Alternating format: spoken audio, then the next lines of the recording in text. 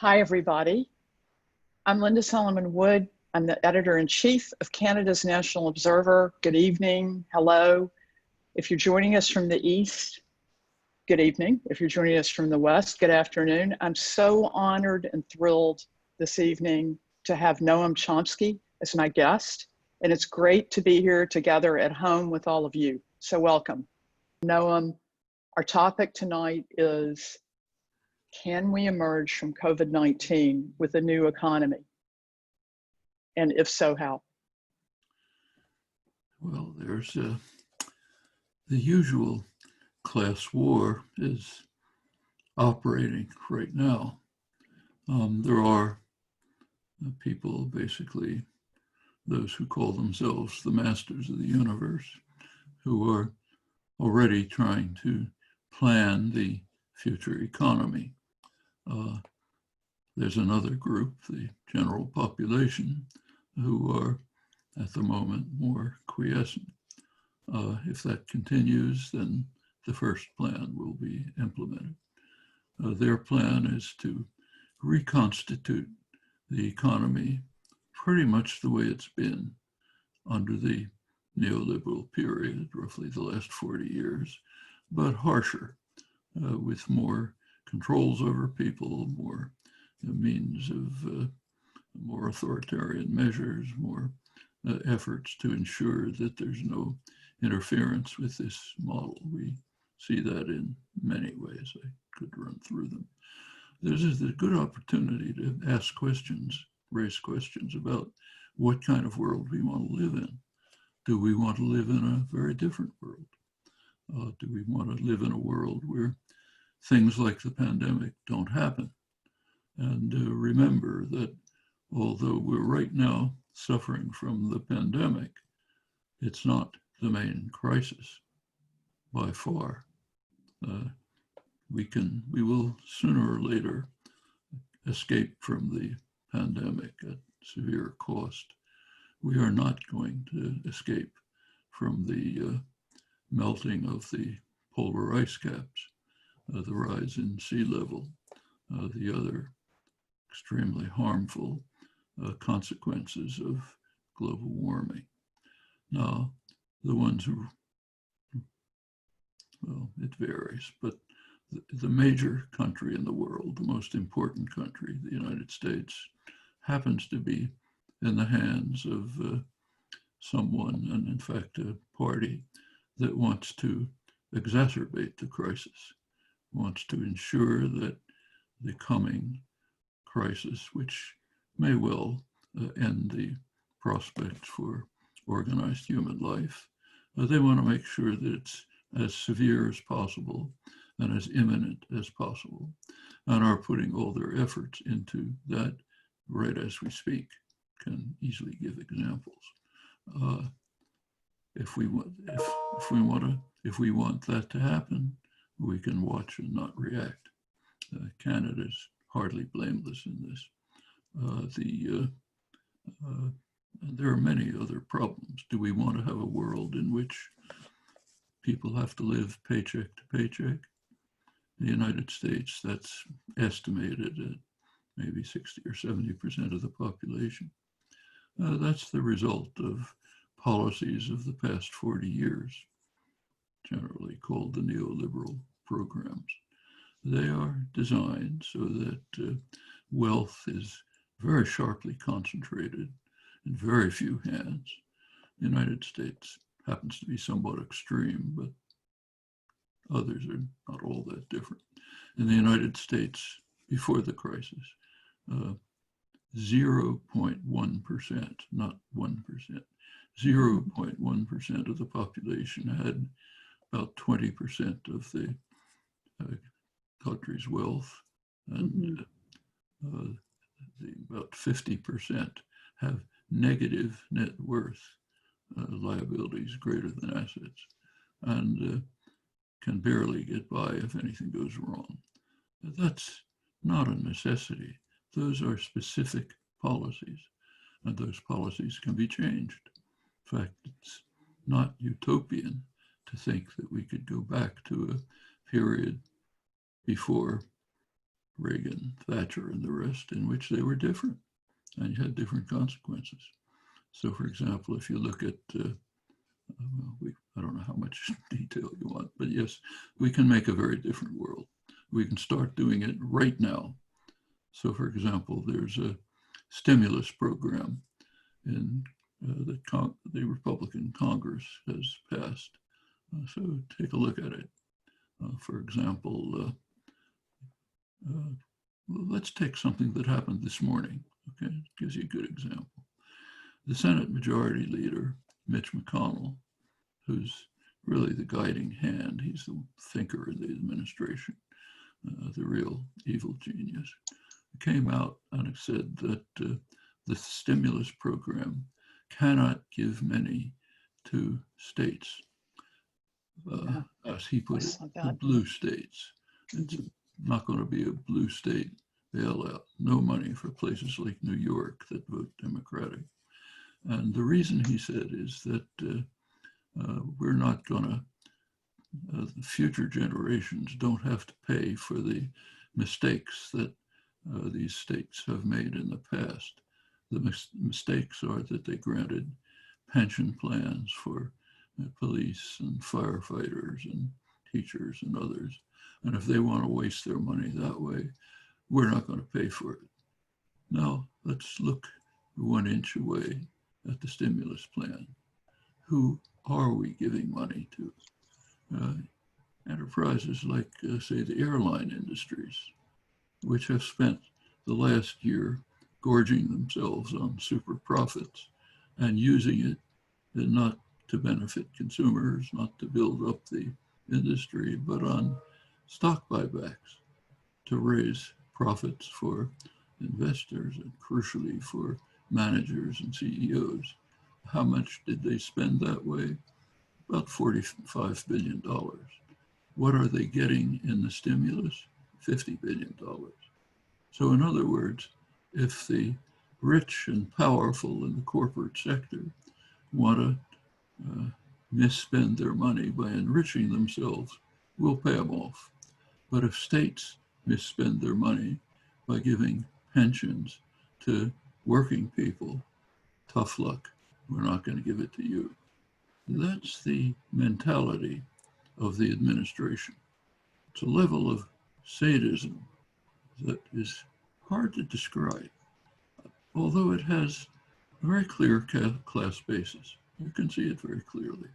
If you want another illustration, just kind of telling, have a look at the federal budget proposal that the Trump administration submitted on February 10th. February 10th, the pandemic is raging and people are dying. Hospitals can't keep up. What's the budget?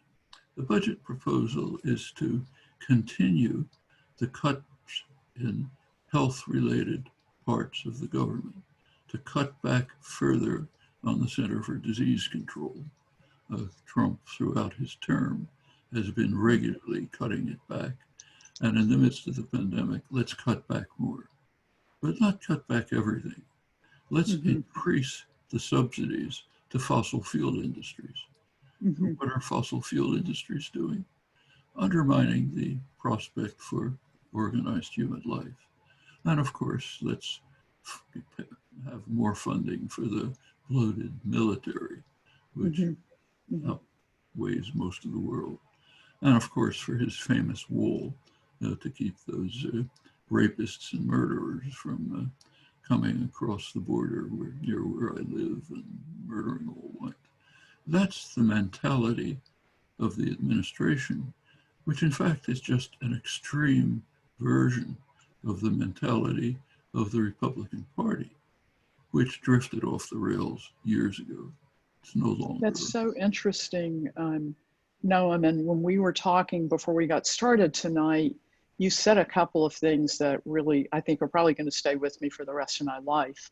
You said that I was asking you about a tweet that I had, or a headline I had seen where you said, I believe you said something like, voting for Trump would be worse than voting for Hitler, or worse than voting for Hitler. And you just said back to me, that Trump is maximum, what did you say, maximum sadism, like worse than, you said he was worse than Hitler.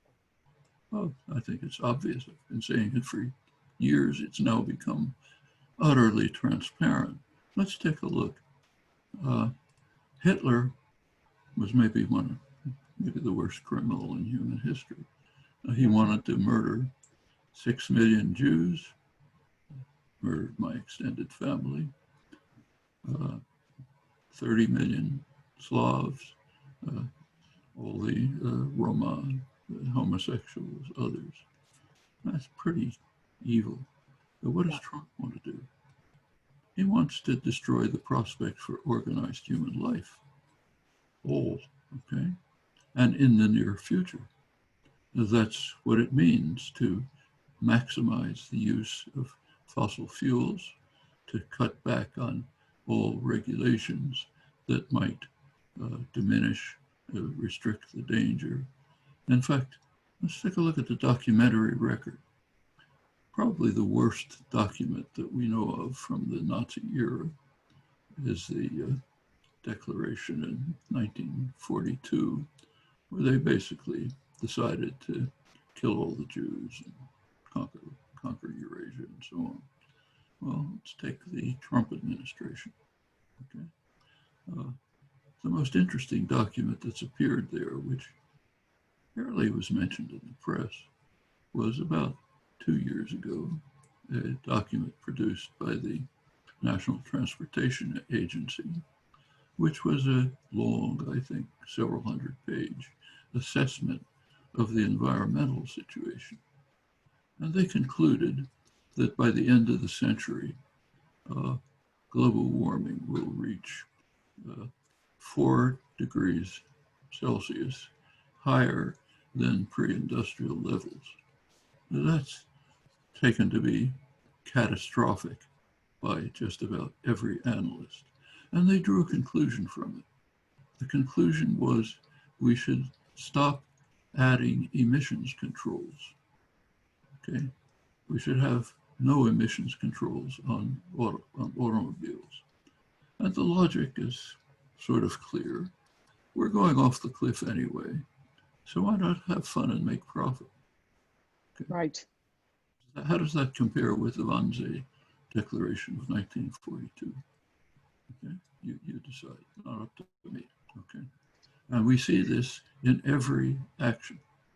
So it's not just global warming, but let's kill more Americans. So, for example, right in the middle of this crisis, the Environment Protection Agency, which is now a subsidiary of the corporate world, it used to be functioning, but the scientists have been thrown out and silenced and so on. So they decided to eliminate essentially controls on emissions from coal plants and others that send mercury into the waterways, pollute them, kill lots of children, and so on. So let's extend that. Why? Put some more dollars in their pocket. Okay, that's the deregulation. It goes on and on. They just cut back the Obama administration efforts to place limits on emissions. Although that's just harming people in the United States. Well, no, sorry to interrupt, but you are one of the world's most renowned and most respected social critics. I wonder, like, what advice you would have for, we're now up to 650 people on this call, like, what advice do you have for us and for, you know, for all of us of how to push back against the kinds of things you're describing? Can do it. Done hard. Popular movements have done harder things in the past. First Popular of all, movements. Popular movements, activist movements, the civil rights movement, the abolitionist movement, the women's movement, the anti-war movement, changed the countries enormously. We're not the same as we were even 50 years ago. It's much more civilized societies. Okay, we can do this too. So take the fossil fuel industry. Take a look at oil prices. Pretty low. The major United States, Canada, others could simply socialize the industries, buy them up, not that expensive, and put them out of business. That would be a great boon to the world. You can't do it in a day, but you can be cutting back on it and using profit the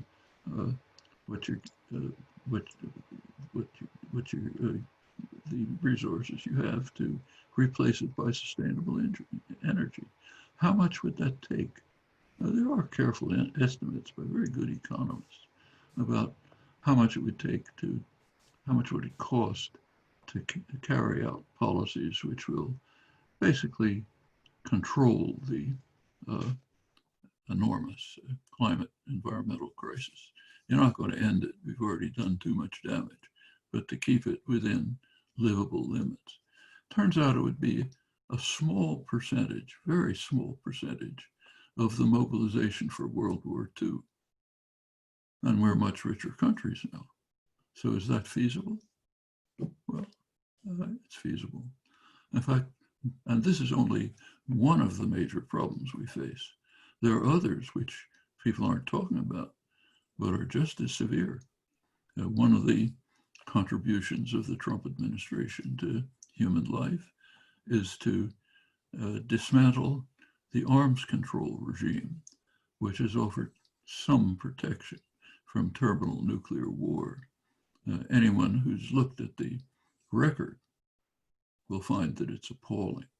It's almost a miracle that we've survived. Yeah. Talk about it if there's time. So now Trump's decision is, let's make it worse. So last August, Trump dismantled the INF Treaty, which was established by Reagan, not a leftist. Reagan and Gorbachev reached Intermediate Nuclear Forces Treaty in 1987, which has significantly reduced the threat of nuclear war. Trump abandoned it. And to make it clear to the Russians or anyone else what he meant, immediately after abandoning the treaty, within days, he arranged to launch a missile that violated the treaty. That's saying to Mr. Putin, please develop weapons to destroy us. And that'll be great for the arms control industry, of the arms military industry. In fact, if you look at their pronouncements, they love it. They're getting a huge shot in the arm, enormous money to build weapons that will destroy everything. And then down the road, they'll get more money to try to build defenses against these weapons that we're encouraging others to produce. Next on the chopping block, just announced a couple of days ago, is the Open Skies Treaty. It goes back to Eisenhower, another radical. This Open Skies Treaty has again reduced the threat of accidental nuclear war quite significantly. So let's get rid of that. Next on the agenda, last in fact, is the New START Treaty. Which limits the number of missiles and nuclear warheads for Russia and the United States. Putin, not the most lovely guy in the world, I don't have to go into that, has been pleading with the United States to renegotiate the treaty. It's due early next year. The Trump administration won't do it. The trick that they're using to try to prevent it is to say, we want a broader treaty that includes China. That's a bad joke. Chinese nuclear facilities don't even come anywhere near the minimal level of the START Treaty. This is just a trick to use the yellow peril hysteria to try to prevent the signing of the New START Treaty. When that's done, we're done with the arms control regime. How serious is that? It's so serious. It's so serious. And Noam, I have one more question for you before I start asking you questions from the crowd. We have a lot. We won't be able to get to as many of them as we would like, but I just wanted to, like draw you back to where we are right now and ask you, you have lived a very long, productive, amazing life. Just what is it like for you to see what's going on right now with the COVID-19 pandemic, and Well, how do you see the world in this moment? you Noam told me Chomsky. before that your mother's about my age, and I suspect Yeah. she has the same memories I do. It's all bringing back memories of early childhood, the early 30s. The early 30s, you could see the beginnings of the rise of the fascist plague. Actually, the first article I remember writing was in 1939, right after the fall of Barcelona to Franco. And it was about the terrible shadow that's spreading over the world, seems inexorable. First, the Nazis took Austria, and then they took Czechoslovakia. Now they've got Spain. Where's it going to end? It seems like they're taking over everything. That's early childhood memories. There are others. I remember, don't want to waste time on it, but that's back at that point.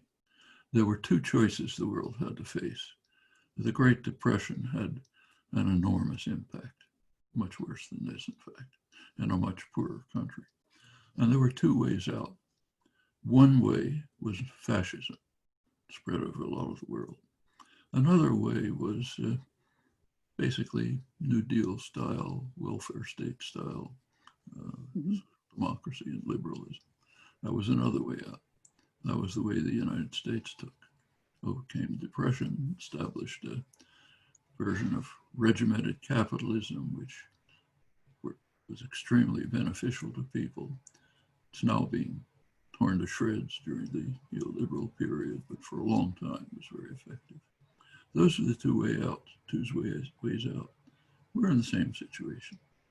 Not exactly, won't be the same things, but we can either choose to make the world harsher, more brutal, to march on to short-range destruction, or we can overcome these problems by means that are readily available. Like, as I said, small percentage of the funding for the Second World War mobilization, a small percentage of that would be sufficient to get the environmental crisis under control, to ensure that human life and many other species can survive. Nuclear weapons, straightforward. No reason for them to exist. They can be cut back, sharply cut back, in fact, eliminated. Okay? And we could go on with other crises. The economic crises that lead to a world in which 0.1% of the population holds 20% of the wealth, and the others struggled a bit for a week. No reason for that to exist. We know exactly how to end it. In fact, we've been through ways of ending it. Okay, we could go on, but those choices today are reminiscent of the early 30s. Such huge choices.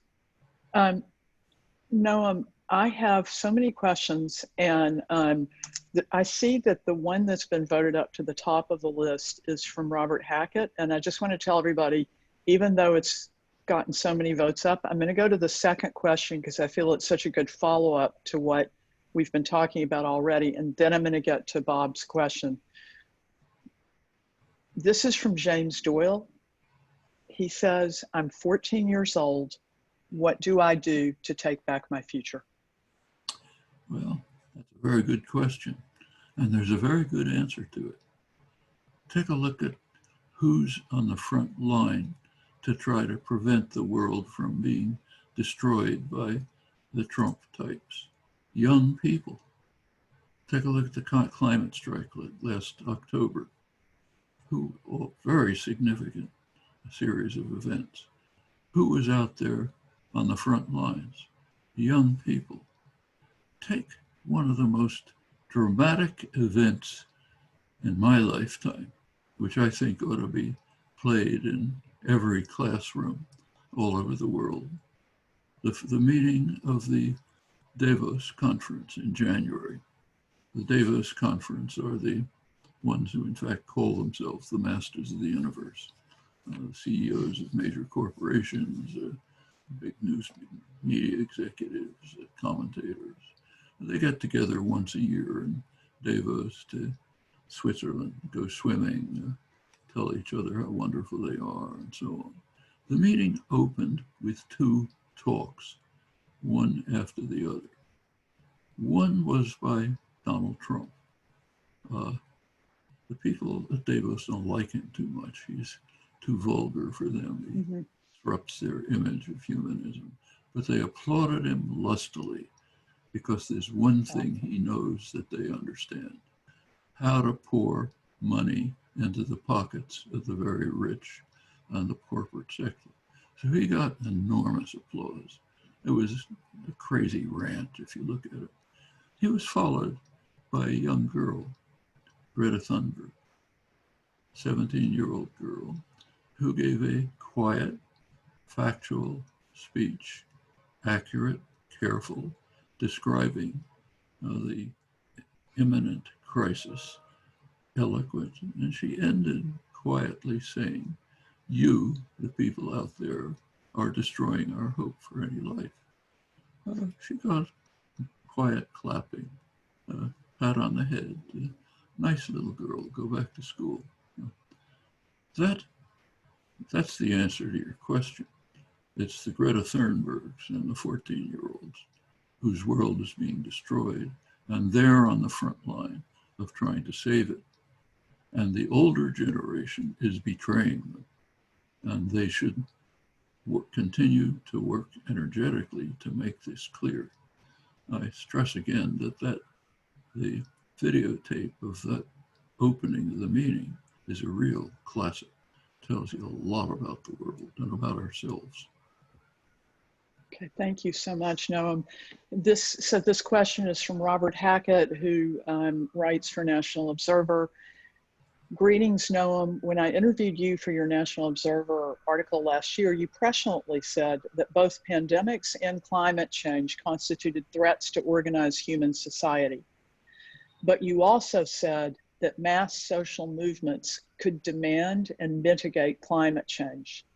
Do you feel that the pandemic makes either of these outcomes, extinction or rebellion, more likely?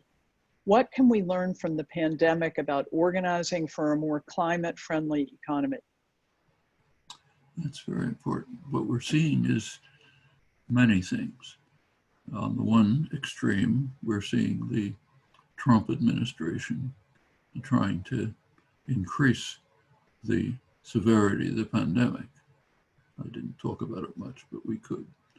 On the other hand, we see really heroic people, the doctors and nurses on the front line. What they're doing is indescribable. They're trying to protect people, help people survive under hideous conditions without protective gear. Of course, the governments haven't given it to them. They've preferred to waste their money elsewhere. But they're on the front lines constantly, all over the world. China, United States, Canada, everywhere. That's an indication of the magnificence of the human spirit. It's a model for what can be done. And there's much more. Around much of the world, including the United States, mutual self-help groups are organizing spontaneously, communities in which people just get together to try to help those in need, give food to elderly people who are secluded, help people who are in trouble, get them to the hospital, and so on. This is happening everywhere, sometimes in almost spectacular ways. The most extreme that I know happens to be in Brazil. The favelas in Rio, the slums, are miserable, hopeless places. You can't ask people to wash frequently because they don't have water. You can't sequester because they're all packed into a small room. The government won't help them. They're like the United States. No, we don't help you. It's not our business. But there is a group that's organizing to provide some help for them. You know who it is? The crime gangs that have been terrorizing the community. They're now getting together to try to help people in the miserable slums to try to survive this. You see things like this all over the world. There's something else happening on the international level. There's a progressive international is being formed. That's the name. It's to have its first meeting in November. It was initiated by Bernie Sanders in the United States and Yanis Varoufakis, wonderful economist, former Greek Treasury Secretary in Europe. He's the founder of the organization, the M25, a Europe-wide organization which is working to try to salvage what makes sense in the European Union and to overcome its deep flaws. So they're calling for a meeting of the Progressive International, which will bring together activist groups around the world. Also, crucially, bring in the global south, those who will suffer the worst from this pandemic.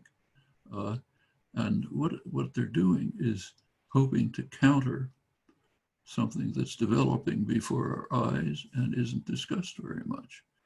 A reactionary international, an international of the most cruel and harsh reactionary states, organized from the White House, which is heading it, including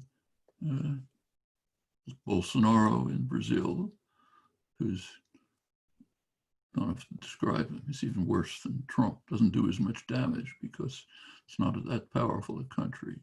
He's in fact helping to destroy the world by wiping out the Amazon, which will have an overwhelming effect and horrible people effect within the country. It's all flu. It's not. Don't worry. Go out and go to your restaurant and so on. So he's part of it. Moving to the Middle East, the El-Sisi dictatorship in Egypt, the worst dictatorship in Egypt's history. The family dictatorships of the Gulf states, brutal, harsh dictatorships. Israel, which has moved so far to the right that you can't see it anymore, is right in the center. Moving further, Modi's India.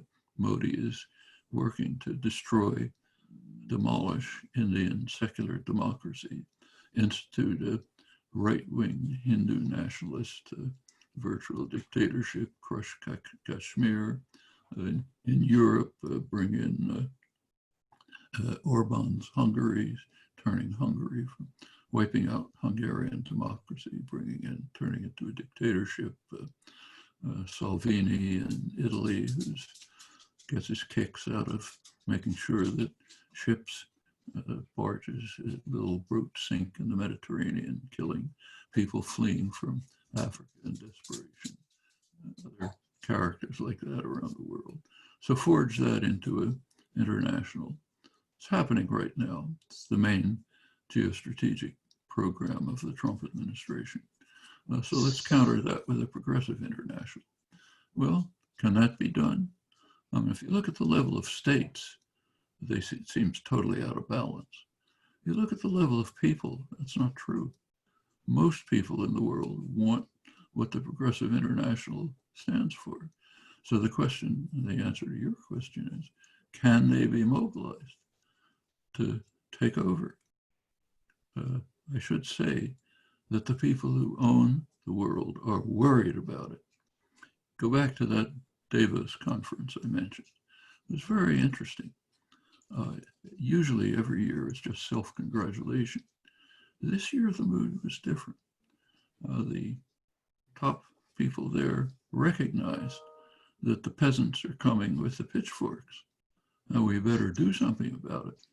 So the mood of the conference was, let's apologize for what we've been doing for the last years. Yes, we did bad things, we harmed people, but we now understand. So we're now going to be the gentler, more humane, that we're going to be concerned not just with stockholders and executives, but with communities and the workforce. We're really nice guys, and trust your future to us. We'll take care of you. That was the mood at Davos. And they didn't bother telling us that we've heard this tune before. So in the 1950s, the tune was, from now on, corporations are going to be what was called soulful corporations, overflowing with human sentiments, wonderful, lovely benefactors of the human species, soulful corporations. Well, we've seen 60 years to discover how soulful they are. But the point is they're running scared. They see what's happening. The peasants are coming with the pitchforks. And so interesting. I just wanted to let you know that we have a lot more questions. Dave Cuddy is asking, can you discuss any threats of BlackRock, the Wall Street investment firm that claims to be going green, yet is invested heavily into fossil fuels, manages trillions of the global economy? How concerned should we be that the Bank of Canada very recently appointed BlackRock as its advisor for a new quantitative easing program for corporations? How important is it to lobby the Canadian government to cut its ties with BlackRock?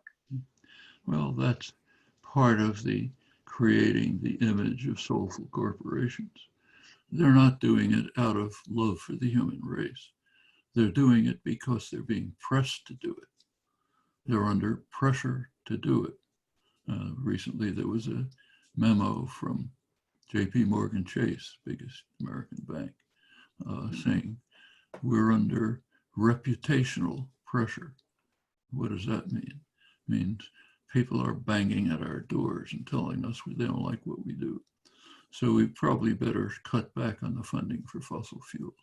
Okay, yeah, you can put one of the ways to, short of dismantling these institutions, which in my view should be done, but much short of that, lots of pressure can be put on them to turn them to become soulful, at least an image, and to improve things.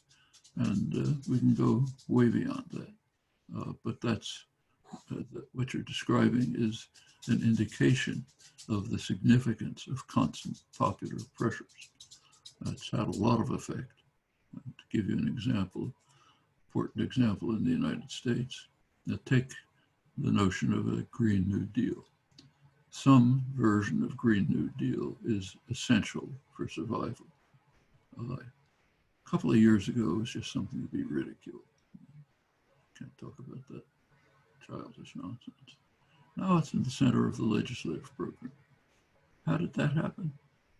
Well, a small group called Sunrise Movement, group of young activists, turn back to the first question, young activists were pressing very hard to move this to Congress.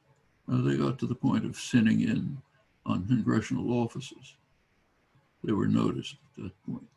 They were backed by some of the young congressional representatives who came into office on the Sanders movement pressure, especially Alexandria Ocasio-Cortez, a couple of others. They were joined by Ed Markey, senator from Massachusetts, who's been interested in environmental issues. Now it's on the legislative agenda. You don't laugh at it anymore. Maybe it can be pushed through. Maybe we can survive. There's case after case like that. And we're familiar with it in the past. Take a look at the United States in 1960. Okay? It was one of the freest countries in the world. It also had anti-miscegenation laws, which were so extreme that the Nazis refused to adopt them. It had federal laws requiring that federally government-supported housing had to be segregated, no blacks.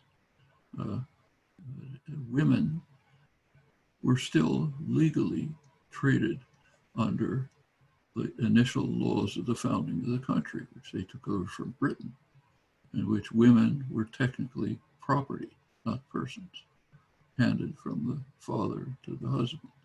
It had been eroded somewhat over the years, but it wasn't until 1975, after the pressure of the women's movement, that women were legally recognized to be peers.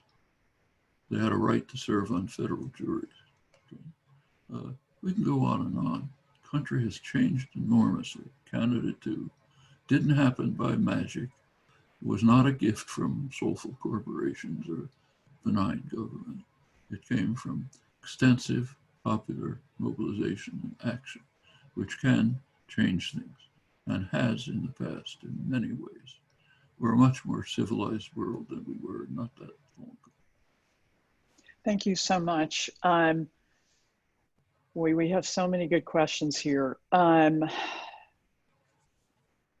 Chomsky, do you think the post-COVID-19 pandemic will create a more positive economical and social global world, or will it continue to be a downward spiral? That's whoever the questioner is, that's up to you. The choices are there, just as in the early 30s, the choices were between fascism and liberal social democracy. There are those who are going to be struggling consciously to make it just a continuation of the neoliberal world with harsher texture. There'll be others like you who will be trying to change it in another direction. The ones who, for example, will be meeting at the Progressive International. The ones who carried out the climate strike last October. And the ones who are working constantly to make BlackRock shift its policies, to make JP Morgan Chase cut back on fossil fuel funding. What world will come out depends on the balance of forces. Thank you. This question is from Maxine Kaufman-Lacusta.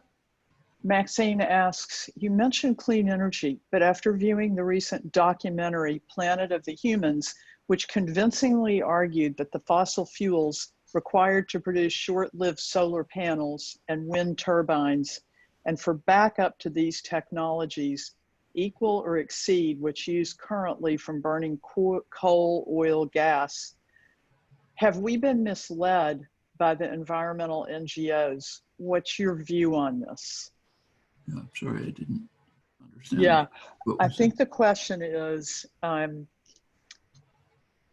clean energy, is it kind of a, are we being duped that the clean energy like solar panels and wind turbines is actually clean because a documentary called Planet of the Humans convincingly argued that it's equivalent to burning coal, oil, and gas? I think I got that right, Maxine. You could correct me on the chat. Solar panels and turbines is equivalent to burning fossil burning oil, yeah, burning fossils, yeah. Have we been misled? Couldn't have convincingly argued that because it's not even remotely true. I mean, there are costs to solar panels, like you have to dispose of them somewhere. You have to manufacture them, but that's not even remotely in the domain of what happens with the use of fossil fuels. I'd simply suggest to the questioners to look into the details of the matter more closely. In fact, apparently Bill McKibben wrote an article debunking that, so maybe that's something the questioner could refer to. Noam, who has written widely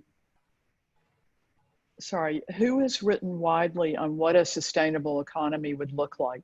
Is it even possible, a sustainable economy? A lot of interesting work on this. Robert Pollin, an economist, a very good economist who happens to be a co-author of mine occasionally, has written extensively in great detail about how to develop a sustainable economy, which would also ensure that those who are losing their jobs as the fossil fuel industry goes out of existence will in fact have ways of being integrated successfully into a new economy. And he also points out that it'll be a much more livable economy. It isn't much fun to spend maybe many hours a week sitting in traffic jams. Be much easier to have, be much pleasanter life to have a decent mass transportation system. Instead of having huge electric bills, we could pay almost nothing, like I do. I have solar panels, essentially no electric bills. There are many ways to make the world much more pleasant to live in and not to be destroying it with the use of fossil fuels. Pollan has elaborated this in detail. If you Robert Pollin, correct? Robert Pollin, is that the author? Pollin. Okay, a lot of people are asking for the... He's the economist at the University of Massachusetts in Amherst. Great. Another one is Jeffrey Sachs, very good economist who is at Columbia, runs the Earth Sciences Institute. He's written extensively on it. Has a very long, careful article in the journal American Prospect, very good journal, a couple of months ago. It spells it out in detail, looks at the cost. Thank you. There's plenty of work on it. It's certainly within reach.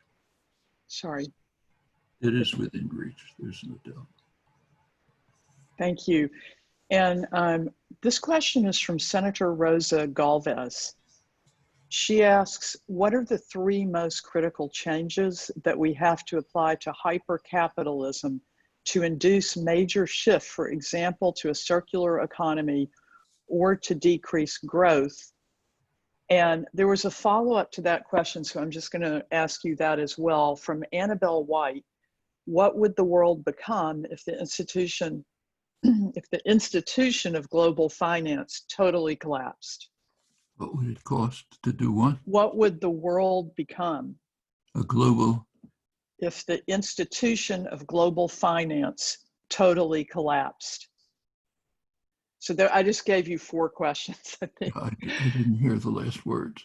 If global what collapses? Finance, the global economy. Collapses? If it collapses? Well, there's no reason for the global economy could collapse with rotten policies on the part of governments, but there's certainly no reason for it. I mean, actually, we've been through worse pandemics than this. Take a look at what's called the Spanish flu a century ago.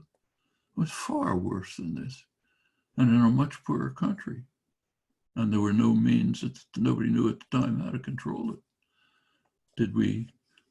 Did everything disappear? I mean, the economy's recovered, far worse. And now we're in much better shape to deal with it. What are I don't know if I can mention 3 things, but there are a lot of things that can be done to overcome not only the immediate crisis, but the causes of it. Let's take a look. I'll use the United States as the example for 2 reasons. One, I know more about it. And secondly, it's the most important country. So right now there's a big stimulus bill being given. Almost no surveillance. Who knows who it's going to go to? We know it'll go to the rich and the corporate sector and so on. Does it have to be? Let's take the airline industry, which I mentioned. Now, suppose we decide to bail them out for their having spent the last years enriching themselves with stock bailout buybacks instead of building up the enterprises. Suppose we decide, okay, we'll do it anyway. It can be done with conditionalities, okay? Saying, you want some money from the government, you have to commit yourselves to never carry out stock buybacks, to never put your money in tax havens, which robs the public of tens of trillions of dollars, to put workers on the management board, to ensure a livable wage for all your workers, to pay some attention to the needs of passengers instead of investors and CEOs. We can put all of those conditionalities on. You don't want to meet them, get lost. We'll just take over the industry. You can do things like that. Is that utopian, incidentally? Not in the least. Before Reagan, all of this was law. None of it was implemented. It's not utopian to say, let's go back to the law as it was implemented before the neoliberal assault. Not neo. Can we go beyond that? Sure can. Let's think for a moment about the origins of this pandemic. Why did it ever happen? You go back to 2003, SARS epidemic. Scientists all over knew that it's very likely that another coronavirus epidemic is coming. They knew how to prepare for it, but it didn't happen. Why? Knowledge isn't enough. You have to have the institutional structure. So who could have worked on it? Well, there's the drug companies, enormous resources. We pour money into their pockets by protectionist measures like incredible patent protection, which is what's called intellectual property rights, a huge gift to enrich the drug companies. So they're overflowing with money that we've given them. They have a lot of resources. Could they take this up? No, because of something called capitalism, which says that what you're supposed to do is follow market signals, okay? Market signals are, you're not going to make any profit out of this. You don't make profit out of preventing a catastrophe a couple of years down the road. You make profit by selling something tomorrow. So they're out because of capitalist logic. Then comes the second question. Well, why doesn't the government step in? So when I was a kid, when your mother was a kid, one of the terrors of the world was polio. It was a real terror, I remember it. It was overcome by a government-funded program, which led to the Salk vaccine, which had no patents. Salk said, no, it's like the sun, I'm giving it away. Well, why not do that? Because of the neoliberal plague, which says the government's not allowed to help. Remember Ronald Reagan, government is the problem, not the solution. It's corporations that are solution. Of course, the government is the solution when they're in trouble and we bail them out and subsidize it. But when the population's in trouble, government is not the solution. Okay, that's the second part of the hammer. Neither of those is necessary. They can all be eliminated, okay, easily. Easy to think through the measures. Now we can go on. We can change the institutional structures that are driving us to disaster. It's all within reach. No, that's great note. I cannot believe it, but we've already come to the end of our hour. That just flew by. It's so amazing to hear what you have to say, what you're thinking about things. And I just want to thank you so much for your time and your expertise. And I want to thank everybody for coming tonight and today, if you're out here in the West. And stay safe, stay healthy. See you next time. Good. Very good to be with you. Thank you.